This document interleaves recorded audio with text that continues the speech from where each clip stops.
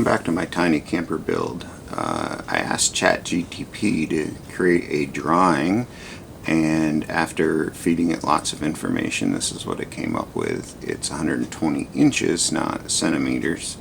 And then this is my drawing on my Remarkable.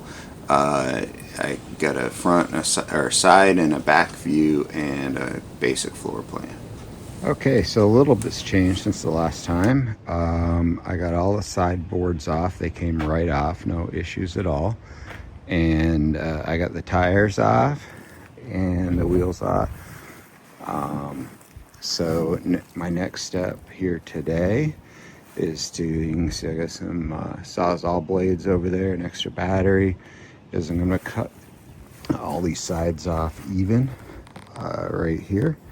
So that, and I'm hoping that I can lay these down, lay them down, and it will give me my, the extra width I need, that I want to have to add a camper, or to start building on.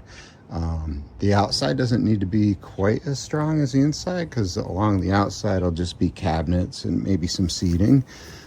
So it's not really holding a ton of weight, and I'm going to use some of these 1x2s from the pallets, or 1x4s from the pallets to kind of build the frame, and that's really going to hold the weight. This is just to give me something to bolt the edges to.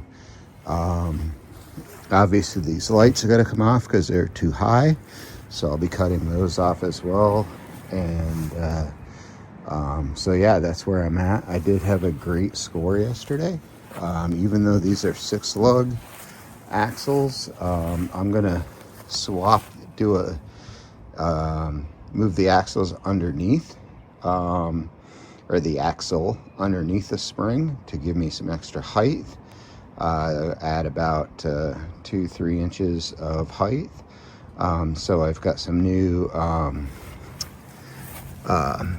perch mounts coming that'll need to be, they get welded up here just opposite of these, and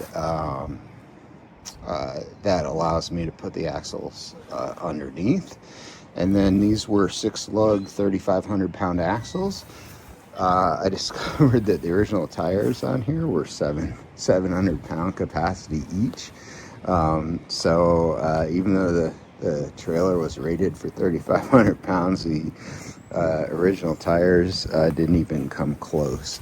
So I scored these yesterday, and these are just some Jeep wheels with almost brand new Kenda Cleaver AT all-terrain tires on them. So they're going to look pretty good on that trailer. Height-wise, they're about 2 inches taller. So you know, that's gonna you know, raise the whole trailer up a little bit, even with the drop. I think what I've decided to do, instead of getting the tires underneath the trailer, is to I'm going to remove these fenders and then just build my box, my actual camper around it, and line the inside. It'll probably be a square instead of round like that, but line the inside with you know, some metal, sheet metal or something like that, to give it the trailer or the rock protection and road protection, that kind of stuff. So so that's kind of what I'm thinking about, and I still can't decide if I'm going to keep these boards. They're actually in really good shape, and I think it might just allow me, because otherwise I'm gonna have to build up 1 inch to mount my cross pieces if I get rid of them. So I thought about taking out a couple of them just to save a little weight. You know, maybe the 2 down the middle, and then you know, so if I take out these 2 right here, you can't see my fingers, so they are. If I take out these 2 down the middle, and then take out this one right here, which is 1 over, that'll leave me 2 on the outside.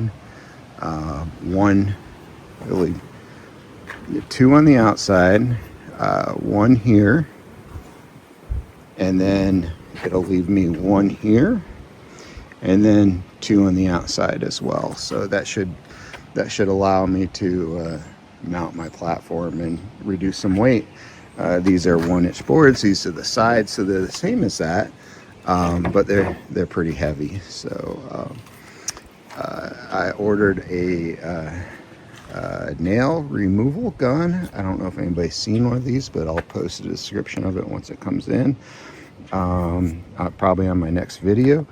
And basically you pry off the boards and then use this gun. It shoots the nails out, and takes a whole lot of time off. So it saves you a bunch of time of pounding nails and then pulling them out and that kind of thing. So we'll try it on these bolts right here first, because those need to come out, and they are flatheads, so you can't even get the or carriage bolts, so you can't even get your pliers on the other side. As you can see, they're set down in really good. So these are all in pretty good shape too. You know, my father-in-law took care of his stuff and took care of this trailer. He painted these boards with some really heavy paint, so they're in really good shape. Again, the bottom is too. I don't think he really used this a whole lot. Maybe to go get a load of mulch or something once in a while, but I don't think he's used it a ton. So anyways, that's today's trailer update, and I'll keep you all posted. I got it pretty well level. It's definitely level front to back.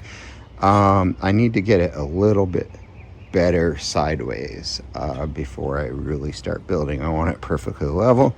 Unfortunately, my concrete here, it's got a good slope to the right here. So anyways, that's where we're at today. Thanks for watching. Don't forget to like, subscribe, hit the bell so you get notified when I release new ones, and have a great day. Thanks.